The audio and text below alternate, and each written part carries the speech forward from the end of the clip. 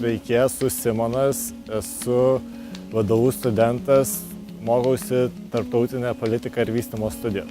Aš manau, jaunimui labiausiai trūksta autoritetų.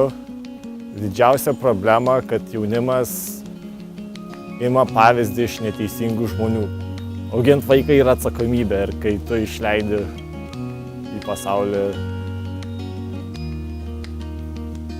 problemą, tai tada ir bus problemos. Geriausias sprendimo būdas tėvam priversti vaikus surasti savo pomėgį. Jaunuolis, turėdamas savo pomėgį, atras tinkamus autoritetus ir elgsis teisingai. Aš manau, viskas su laiku pasikeis, nes Lietuvai tik 20 virš metų. Tai palyginus per tokį laikotarpį visko tikėtis tai gerai negalim. Sunkiau dirbti.